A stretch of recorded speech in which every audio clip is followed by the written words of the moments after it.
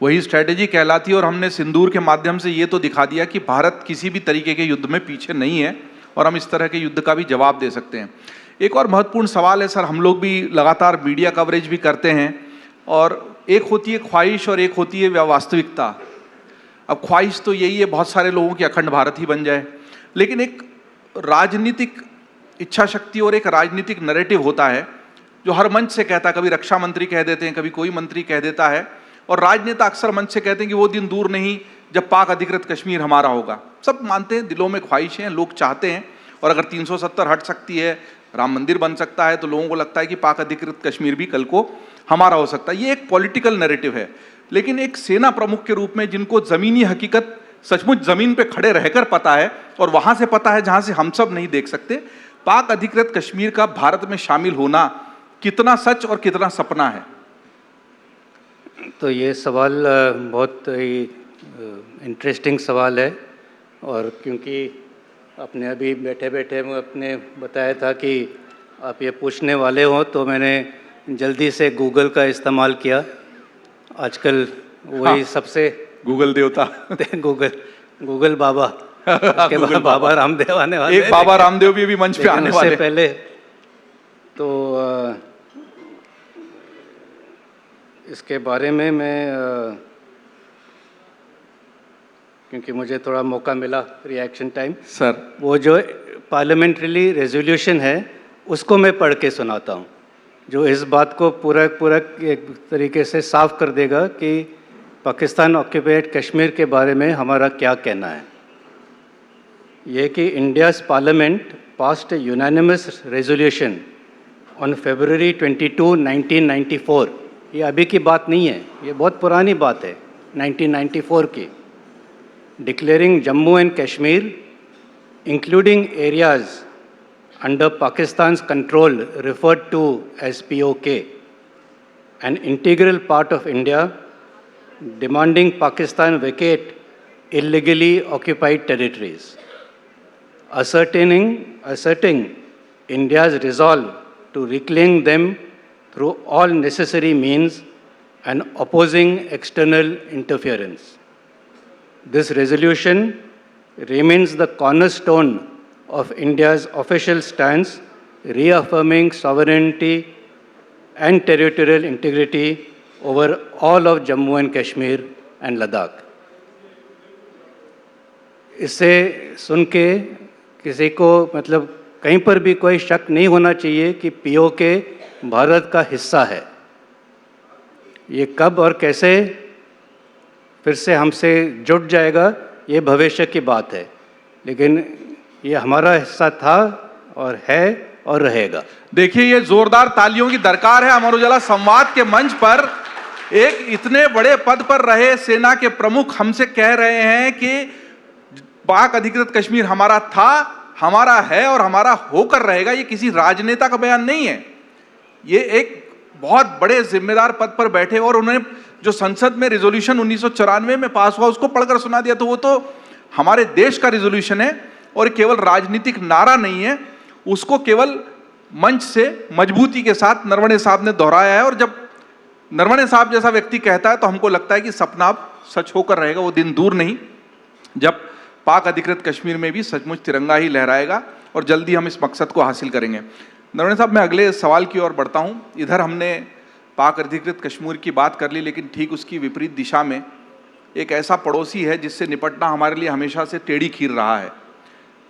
62 का युद्ध हो या गलवान की लड़ाई, LAC यानी लाइन ऑफ जो एक्चुअल कंट्रोल है, वहाँ पर चीन के साथ हमारे रिश्ते हमेशा से खट्टे मीठे। कभी लगता है कि व्यापार हो रहा है, ठीक हो रहा है, कभी हम उनकी ऐप्स बंद कर देते हैं।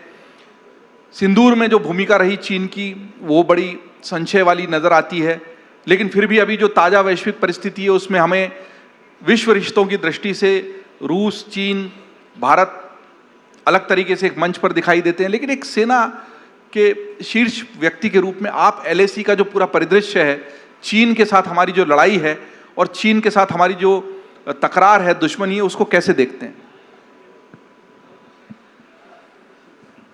हमारे पास दो पड़ोसी है जिनके साथ हमारे बाउंड्री इश्यूज़ हैं। एक तो पाकिस्तान है ही और दूसरा है चीन।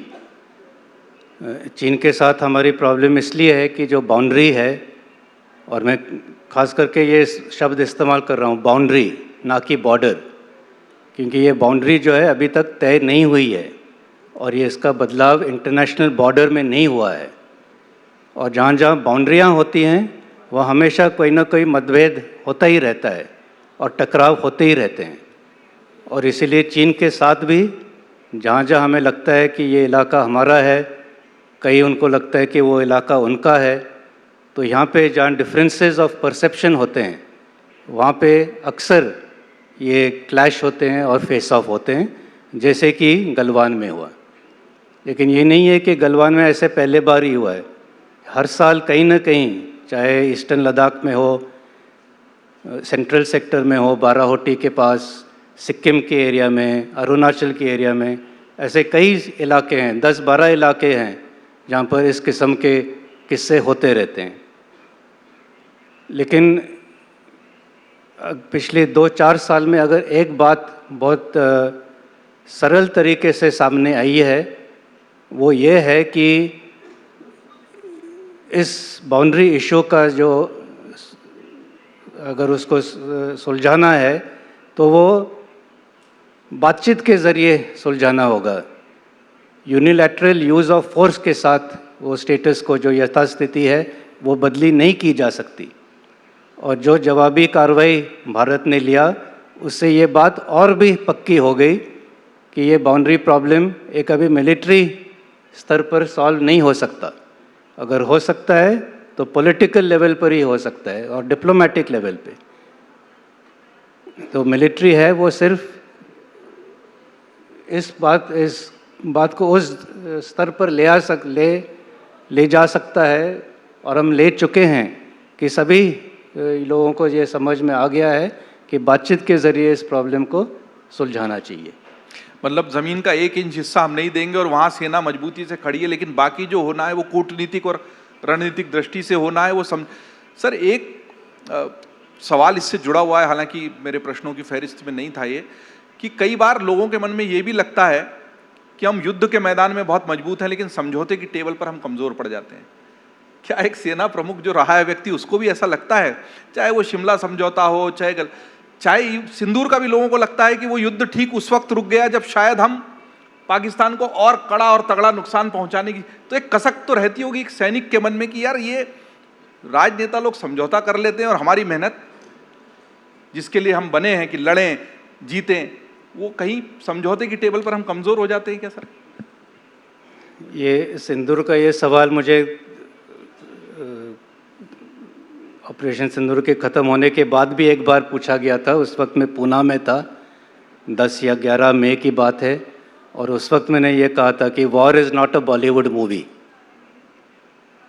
और वही बात मैं दोबारा कहना चाहूँगा कि वॉर, युद्ध, लड़ाई जहाँ पे जाने जाती हैं, एक बहुत सीरियस मामला है और जितने जल्दी से जल्दी आप उसको निपटा सकते हो वो सबके भलाई के लिए ही है। अब क्या हम समझौते के ऊपर हम नरम पड़ जाते हैं या हम उसमें इतने कामयाब नहीं होते, ये बाद में कहना बहुत आसान है।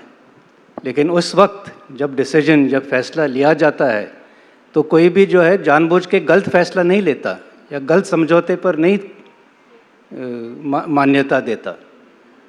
उस वक्त ये लगा होगा, जो भी लोग उस वक्त कुर्सी में थे, जो ये दौर संभाल रहे थे, तो उनको लगा होगा कि शायद ऐसे करने से हमारे रिश्ते और पक्के हो जाएंगे और अच्छे हो जाएंगे। तो हाइंडसाइट कहते हैं कि हमेशा हाइंडसाइट इज़ 20/20। लेकिन उस वक्त जो फैसला है हमें ये मान के चलना चाहिए कि उस वक्त जो भी फैसला जिसने भी लिया हो वो एक सही फैसला था। उन परिस्थितियों में जो श्रेष्ठ निर्णय था वो लिया गया। मैं अगले सवाल की तरफ बढ़ता हूँ नरवणे साहब, बड़ी दिलचस्प बातचीत चल रही है। एक योजना जिसकी सबसे ज़्यादा चर्चा हुई और उसको लागू हुए अब कुछ वर्ष हो गए, वो है अग्निवीर योजना। जब ये लागू हुई तो बहुत विरोध हुआ कि ये तो सेना को ख़त्म करने की, युवाओं को सेना में आने से रोकने की, सेना के अंदर कुछ ऐसा बदलाव करने की जो हितकारी नहीं, बहुत सारे विवाद हुए। लेकिन अब तो इसको लागू हुए भी कुछ समय हो चुका है, अग्निवीर भर्ती हो रहे हैं, ये योजना लागू है। आपने तो इसको देखा है इम्प्लीमेंट होते हुए, तो मैं जानना चाहता हूं इस योजना को लेकर आपके क्या विचार हैं, कितनी फायदेमंद रही है या इसमें कुछ कमी है, इसमें कुछ तब्दीली या सुधार होना चाहिए। अग्निवीर से आने वाले भविष्य में जो युवा सेना से जुड़ना चाहते हैं वो किस तरह का सपना देख सकते हैं सेना से जुड़ने का? ये अग्निपथ योजना जो है जिसके तहत अग्निवीर की भर्ती की जा रही है, इसके बारे में सभी जो इधर मौजूद है लोग इसके कितने डिटेल में जानते हैं या नहीं जानते हैं उसका मुझे अंदाज़ा नहीं है। तो मैं थोड़ा सा पहले के वर्षों में जाना चाहूँगा कि अभी जो स्कीम निकली है कि लोगों को सिर्फ पहले 4 साल के लिए भर्ती किया जाएगा और 4 साल के बाद कुछ लोगों को रखा जाएगा जो कि परमानेंट हो जाएंगे और जिनको फिर पेंशन भी लागू हो जाएगा, और कुछ लोग को रिलीज़ कर दिया जाएगा जो कि फिर अपना व्यवसाय जो भी करना चाहते हैं वो कर सकते हैं। तो इसके ऊपर काफ़ी विरोध हुआ कि ऐसे आप पेंशनेबल सर्विस कैसे निकाल सकते हो,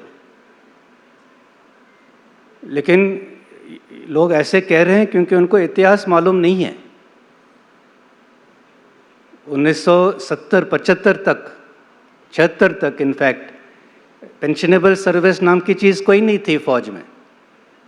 लोग जवान 7 साल के लिए आते थे और 7 साल के सर्विस के बाद बाहर जाते थे, 100%, कोई नहीं रखा जाता था।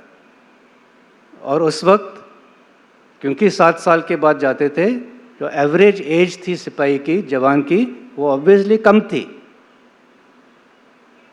लेकिन 1971 के लड़ाई के बाद जो गवर्नमेंट थी उस वक्त, उन्होंने सोचा कि ये ठीक नहीं है, जो हमारे देश के जवान हैं जो इतनी सर्विस कर रहे हैं, कुर्बानियाँ दे रहे हैं, इनको भी पेंशनल सर्विस देना चाहिए।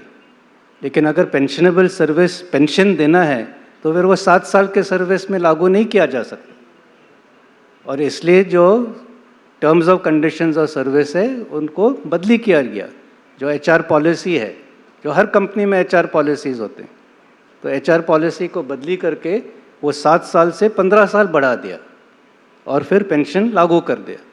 तो अगर हम वापस 4 साल की ओर जा रहे हैं और मतलब दोनों के बीच 7 साल और कोई पेंशन नहीं और 15 साल और 100% पेंशन, तो अभी की जो योजना है अग्निपथ, वो एक ऐसे मिडिल पाथ है कि 4 साल कुछ लोग बाहर जाएंगे, कुछ लोग रखे जाएंगे जिनको भी पूरे सर्विस के बाद पेंशन भी मिलेगा। तो योजना में कोई ऐसे गलती नहीं है, मतलब ये नहीं कि ये योजना ठीक नहीं है। लेकिन कोई भी योजना जब अनाउंस करते हैं, जिसका घोषणा होती है, तो कभी भी कोई योजना 100% सही नहीं हो सकती, कोई ना कोई कमी पेशियाँ हो सकते हैं उसमें। और अगर कोई बदलाव लाने की ज़रूरत है तो जो लोग अभी हैं फौज में, जो फीडबैक उनको ग्राउंड लेवल पे मिलेगा कि ये नहीं, इसको जैसे कि जो इंश्योरेंस अमाउंट है वो ज़्यादा करना चाहिए, या रीएम्प्लॉयमेंट जो CAPF में है वो 10% की जगह 15% कर देना चाहिए। ऐसे अप डाउन चीज़ें तो होती रहेंगी, लेकिन जी बेसिक लेवल पे, स्तर पे इस अग्निपथ योजना में ऐसे कोई चीज़ नहीं है जो कि देश के लिए या फौज के लिए अच्छा ना हो। और अभी जैसे आप कह रहे थे ऑपरेशन सिंदूर में कौन लड़े हैं? यही अग्निवीर लड़े हैं, इनके 2, 3, 4 साल सर्विस है और कोई कमी नहीं नज़र आई। तो हम क्यों समझते हैं कि 4 साल में जो लोग अच्छा काम नहीं कर सकते? और इसका उल्टा भी एक मैं उदाहरण देना चाहूँगा कि जब ये 15 साल वाली बात हुई जी, तब जो है फौज में बहुत इसका विरोध हुआ कि 15 साल क्यों बढ़ा रहे हो, हम जो है ना एक बूढ़े आर्मी हो जाएंगे। तो हमेशा तो दूसरी तरफ जी, तो हमेशा आपको सिर्फ टोक रहा हूँ, लेकिन तो इसका होंगे। मूल उद्देश्य तो सर युवा खून, यंग ब्लड ज्यादा बना रहे फौज में, और विदेशों में भी यही प्रक्रिया अपनाई जाती है शायद। हाँ, यही है मेन प्रक्रिया, यही थी कि यंग ब्लड की एवरेज एज जो है उसको कम करने के लिए। और विदेशी जो सेना है उनमें भी ऐसे ही है, वहाँ तो 2-2 साल के लिए लोग रहते हैं, 2 साल में रहते हैं और निकल जाते हैं। उनके लेकिन कोई और कारण है क्यों लेते हैं, क्यों उनका पॉपुलेशन कम है, उनके फ़ौज भी छोटी है, तो ये नहीं कि हम सभी लोगों को लेके 2 साल के बाद निकाल सके। लेकिन मूल सिद्धांत यही है कि एक यंग आर्मी होनी चाहिए जो कि हर मैदान में फतेह हो।